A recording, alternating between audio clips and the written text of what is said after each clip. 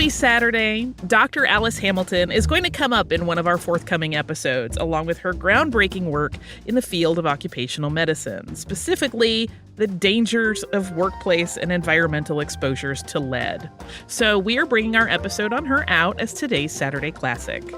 This originally came out on May 6, 2019, so enjoy. Welcome to Stuff You Missed in History Class, a production of iHeartRadio.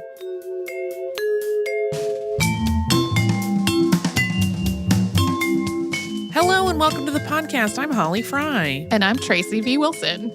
And Tracy, today's episode is going to delve into the start of the study of occupational disease and the woman behind that beginning. That's an important field. It is, and it's one of those interesting things that we see as so important today, but 100 years ago, not so much. Well, occupational health has also been affecting people for much, much, much longer than it has existed as a field. Yes. And it is one of those things that even while I was researching this episode, I found myself going, why didn't anybody study this sooner? There's a pretty obvious cause and effect for some of this stuff. Well, and yeah, a number of previous episode topics are going to get mentioned as we go through this story. Yes. So Dr. Alice Hamilton was a trailblazer in science and medicine, and she dedicated her life to improving the workplace standards for laborers in an effort to reduce illnesses that came largely from working with toxic chemicals. And this episode was requested by our listener, Emily, who actually sent us a book to kickstart research, which was very kind, and it's actually a really fun book. So thank you, Emily. So on February 27th, 1869, Alice Hamilton was born in New York City. Her parents were Montgomery Hamilton and Gertrude Pond. The family had really strong roots in Fort Wayne, Indiana. That was where her grandfather had been a land speculator and entrepreneur after immigrating from Ireland to the United States. And he had bought and sold a lot of property in Fort Wayne. Yeah, I read one account that basically said, almost any piece of property you stand on in Fort Wayne today at some point passed through his hands in terms of ownership. Alice was born in New York because her mother Gertrude had wanted to go to have the baby at her family home, which was in New York. But when Alice was still very, very tiny, she and her mother went back home to Fort Wayne to live on the property that they had there, which the family called Old House. And the Old House itself had been built in 1840, and Alice once described it as having been built, quote, for beauty, space, dignity, not for comfort and convenience. The family had staff, and so that inconvenience was borne by them, but Alice was very aware of the inherent wastefulness in building rooms so large that there had to be someone constantly tending to the fires and having so many stories before running water that maids had to continually be carting water up flights of stairs. Montgomery, Gertrude, and the children didn't live in Old House, although they spent a lot of their time there. They had a slightly smaller home on the same property called White House, and a home called Red House was where Alice's uncle lived. The one thing that Alice saw as a great benefit in those overly large homes was the ability to find some quiet space to be alone and get away from the bustle of a very large family. Alice and her sisters, Edith, Margaret, and Nora, and her one baby brother, Arthur, who came along a little later, were homeschooled by their parents. Gertrude Pond Hamilton thought that the hours of public schools were unreasonable, and her father Montgomery thought that the subjects that they taught at those schools were far too boring for his children. Edith, incidentally, went on to become a well-known author and classicist. You may recognize the name Edith Hamilton. And the sisters had all been born pretty closely, within 6 years of each other, and they were very, very close to one another. Their brother Arthur, who went by Quint, was born much later when Alice was 17. Alice described this upbringing, being taught at home and not really having friends outside of their family, as one that turned them all into bookworms eventually. Quote, and since we saw so little of any children outside our own family, the people we met in books became real to us. But to be clear, there were other children around. 11 cousins lived on the property where Old House and the other homes sat. So sort of a giant family compound. Kind of, yes. And it wasn't until Alice was a teenager of 17 that she received any formal education, when she attended Miss Porter's School in Farmington, Connecticut. And that was and still is a private preparatory school in Connecticut. And Alice's time there was the prelude to entering the University of Michigan Medical School. Alice thought that the school was awful, and she selected courses that would either be fairly easy. She already had a lot of linguistics education from her parents, so she took a lot of that. Or she picked courses for which she could just memorize the needed information without really digesting and understanding it. But that meant that when she decided to go into medicine, she was woefully lacking. She needed to take extra classes to get properly prepared for it. She had to take physics, chemistry, biology, and anatomy courses after she finished at Miss Porter's. Once those were complete, she enrolled at the University of Michigan. Even though this was decades after Elizabeth Blackwell became the first woman to graduate from medical school in the United States, it was still pretty unusual for a woman to pursue a career as a physician. But it turned out that Alice really loved both the freedom and the challenge of being on her own and learning so much about clinical and lab work. Eventually, she decided she wanted to do research instead of practice medicine. And when she finished medical school in 1893, she worked as an intern in Minneapolis, Minnesota at the Hospital for Women and Children. And after 2 months there, she moved to her next training position, this time at the New England Hospital for Women and Children, which is located near Boston. Her education continued after that. She studied in Leipzig and Munich over the course of a year because Germany was really where her chosen fields of bacteriology and pathology were most advanced. This was a tricky thing for her to negotiate because German schools were not open to women at that time. Alice and her sister Edith, who traveled to Germany with her, had to promise that they would be invisible to the male students. After gaining a solid level of knowledge in Europe, Alice came back to the United States to attend Johns Hopkins University for a year. Once all of that schooling was done, Hamilton made the switch in roles from student to educator, and she began teaching at the Northwestern University's Women's Medical School. In addition to her teaching, she also joined Chicago's Hull House and moved in there. That is the settlement house founded by Jane Addams that we discussed in our episode about Addams. Alice Hamilton is actually mentioned very briefly in that episode. And as part of her life at Hull House, Alice founded a well baby clinic for the community. And she also made the connection between typhoid spread and poor sewage disposal during the 1902 epidemic in Chicago. Hull House made a big impact on Alice, and her ongoing work there really shaped her worldview. She once famously said of it, quote, "Life in a settlement does several things to you. Among others, it teaches you that education and culture have little to do with real wisdom, the wisdom that comes from experiences." And it was during this work at Hull House and offering medical treatment and assistance to the poor families in the community that Alice started to see firsthand just how closely linked disease was to poverty. And she started to realize just how dangerous working conditions were for the poor, who were often immigrants with little power to improve their workplaces or to move into less hazardous careers. In 1908, she wrote her first paper on the subject of occupational disease, and her work's importance and her level of knowledge on the topic were pretty quickly acknowledged. This was a time when workers in the United States were routinely handling toxic substances with little to no protection. We have talked on the podcast before about things like phossy jaw and mercury poisoning, and those were not uncommon among poor laborers. But in the United States, there really wasn't any formal work being done to study these kinds of issues in the workplace. And we're going to talk about the next stage in Hamilton's career, which came because of the recognition that she achieved for that early work in studying occupational disease. But first, we'll pause and have a little sponsor break.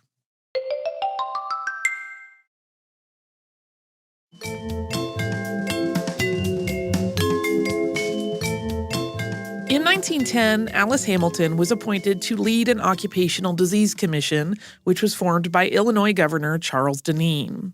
And that commission was established to study industrial disease. It was the first of its kind in the United States. Lead, arsenic, carbon monoxide, brass, cyanides, and turpentine were all to be studied over the course of a year per the governor's office. And Hamilton, in addition to being the leader of this initiative, focused on lead in particular. And so she started researching the connection between industry and disease, pioneering the field of occupational epidemiology.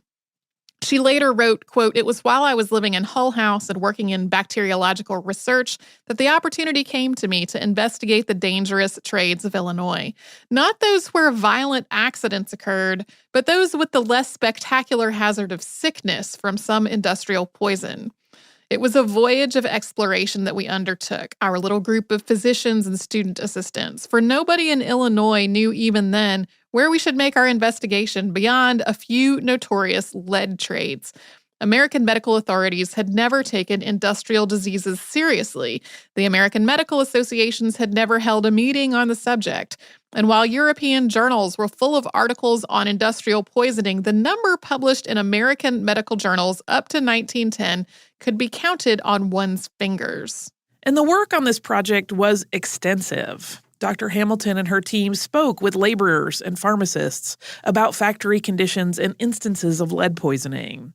They also reviewed medical records in hospitals, and they went to factories to see for themselves what the conditions were like. And as you might suspect, this line of investigation was not exactly welcomed by some of the people in power in the industries that she wanted to research.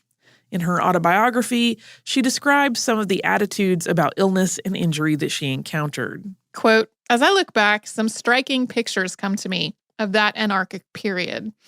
One is the picture of the works manager of a big white lead plant, a gentleman of breeding and something of a philanthropist. He is looking at me indignantly and exclaiming, 'Why, that sounds as if you think that when a man gets lead poisoning in my plant, I ought to be held responsible.'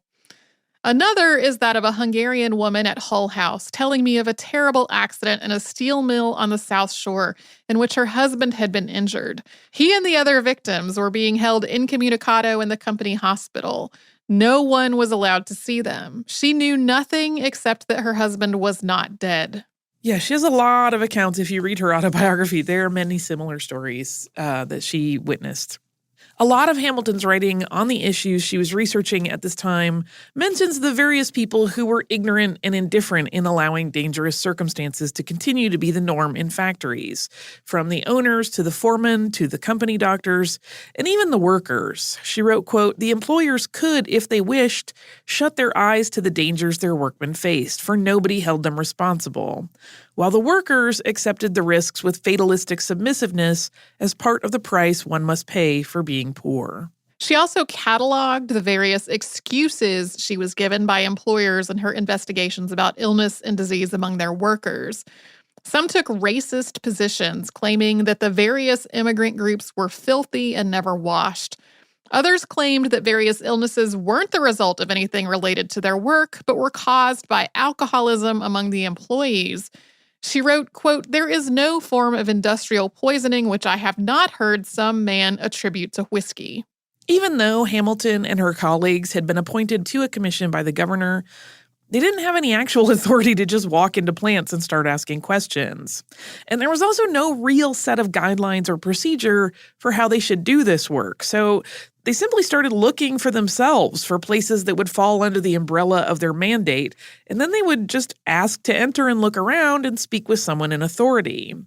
And Alice does mention in her writing that she was always greeted with kindness, and that in some cases, foremen or factory owners already had their own worries about employee health, and they were actually really glad to have someone helping them figure out the problem. This commission wasn't intended to be a whistleblowing operation, though. Alice wasn't supposed to identify any of the factories in her reports by name or give details that could identify them. And she submitted the reports in the manner that was requested. She wasn't completely comfortable with that, though. She worried that people weren't being helped in a direct way while government agencies reviewed the findings of the report. So she started a habit of telling the men in charge of the factories where she found concerns exactly what she felt was wrong. She gave these men her own recommendations for the simple steps they might take to improve conditions. And later she wrote about how surprised she was that this informal, quote, primitive method actually worked. In one case, she had visited a white lead works that was opened with the intent of being safe, but then there hadn't been a protocol in place to remove waste materials from production, and there were piles of it around the factory. And she spoke to the manager, but he was not very enthused about being told what to do. The plant owner wasn't really an option. He was elderly and not really actively involved in running the factory. But then she remembered that she actually knew the owner's daughter. The two women had gone to school together. And so by reaching out through that channel, Alice was able to explain to her former schoolmate problems going on in the lead works and encourage a little bit of change. And that worked.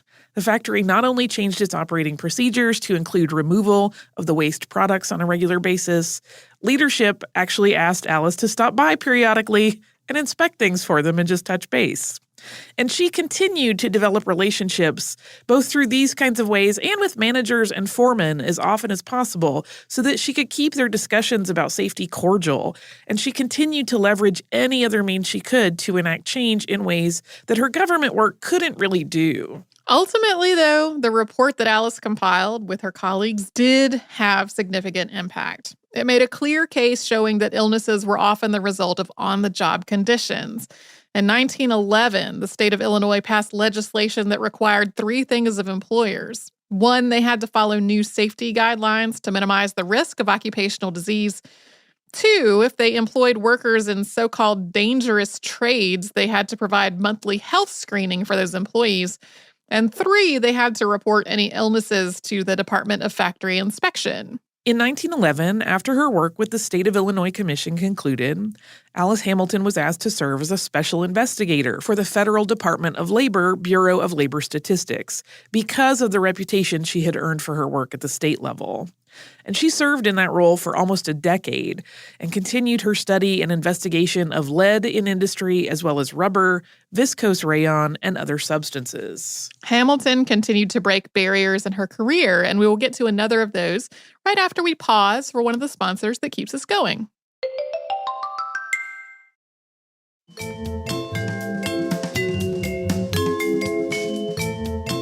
During World War I, Hamilton turned her attentions to the industries associated with war for investigation. She studied factories where munitions were made, and she submitted reports outlining the dangers of the various chemicals involved and how those dangers might be addressed for worker safety. Many safety procedures were established because of the work she did during those years.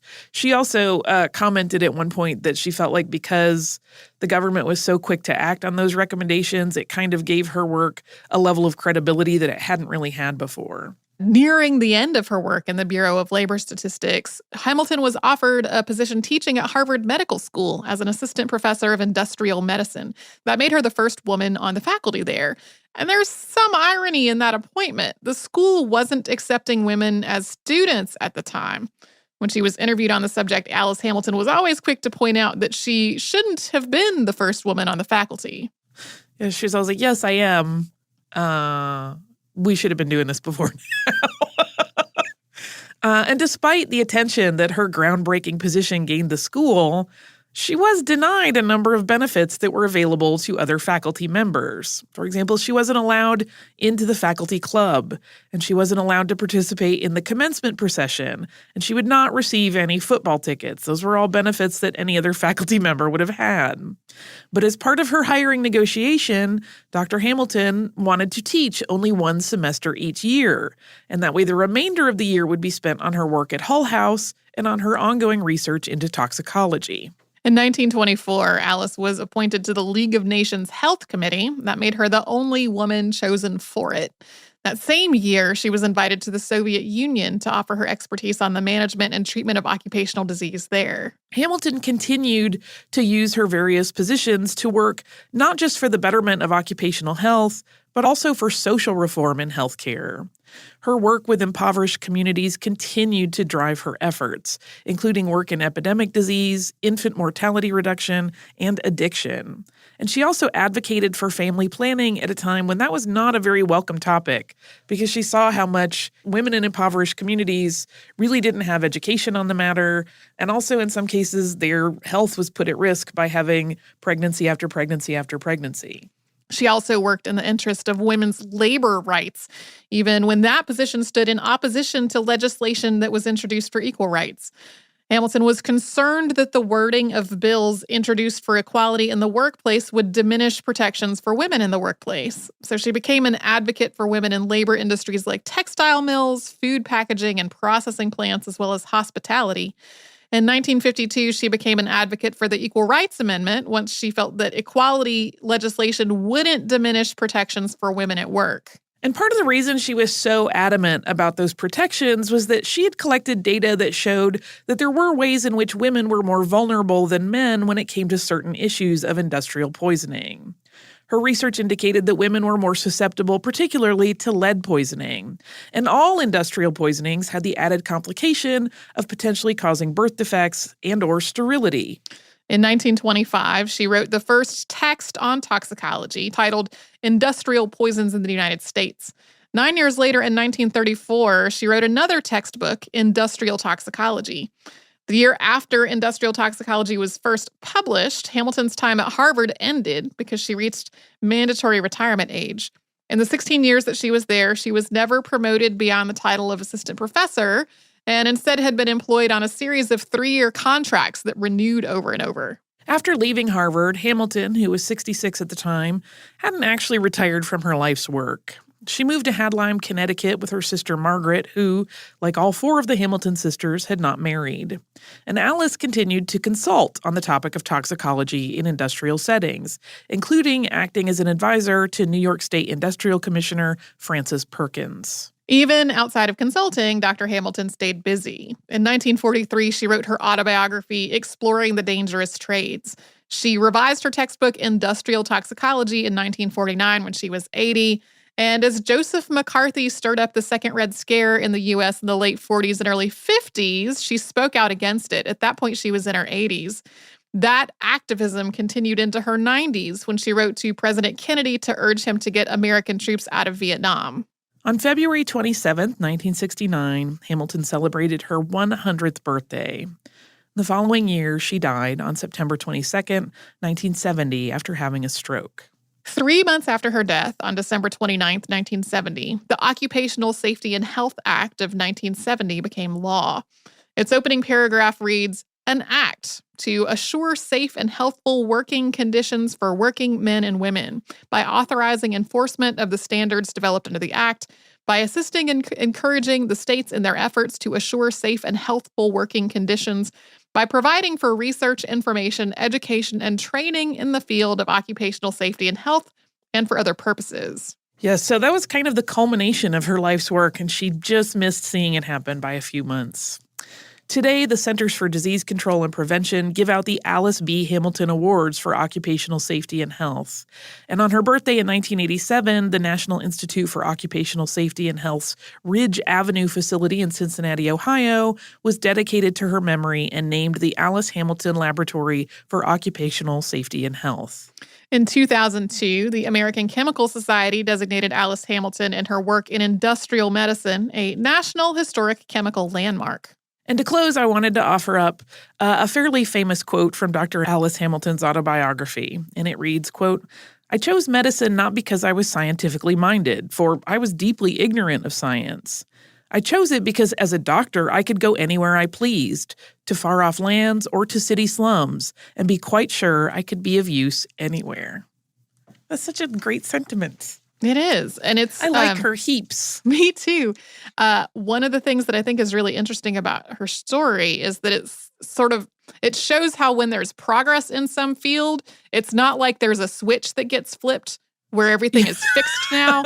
Like the radium girls were after this. And like, I think she was part of some of the investigation of that. And like that was well after Illinois had passed laws related to this. Like it's an example of sort of the trajectory of things that take a while. And of course, there are plenty of occupational issues that still exist today. Yeah, in her autobiography, which we mentioned was written in the 40s, there's a funny moment where she talks about how, like, to her, it's almost amusing that people started using, like, the safety first wording when she's like, when I started doing this, that would have been like anathema. Nobody would have said those words. So she was seeing the progress and could appreciate her impact, even if she did not get to see that the OSHA law finally signed into reality. That law is older than I thought it was. Yeah. Yeah, and it's one of those things I think people don't always know, like the origin point for OSHA. Like we use that acronym as a word all the time, but when you really think about, like, someone had to go and investigate all of these things and determine that there was a very clear link between some of the work that was happening and some of the illnesses that were resulting, and document all of it so that there could be a clear case made. And it was largely, her instigating it in the United States, at least. There was, as we mentioned, stuff going on in other parts of the globe where they had already begun that kind of research. But Alice Hamilton, sure love her. I also noticed, in case anyone's curious, when you look at biographies of her, she isn't very often addressed as Dr. Alice Hamilton. And I think that's because she didn't go into practice as a medical doctor, but instead took this research route. But she did finish medical school and was an MD. So we kind of switched a little bit and included it periodically just to remind people.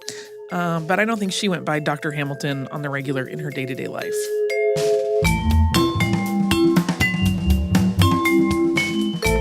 Thanks so much for joining us on this Saturday. Since this episode is out of the archive, if you heard an email address or a Facebook URL or something similar over the course of the show, that could be obsolete now. Our current email address is historypodcast@iheartradio.com. Our old How Stuff Works email address no longer works. You can find us all over social media at Missed in History. And you can subscribe to our show on Apple Podcasts, Google Podcasts, the iHeartRadio app, and wherever else you listen to podcasts. Stuff You Missed in History Class is a production of iHeartRadio. For more podcasts from iHeartRadio, visit the iHeartRadio app, Apple Podcasts, or wherever you listen to your favorite shows.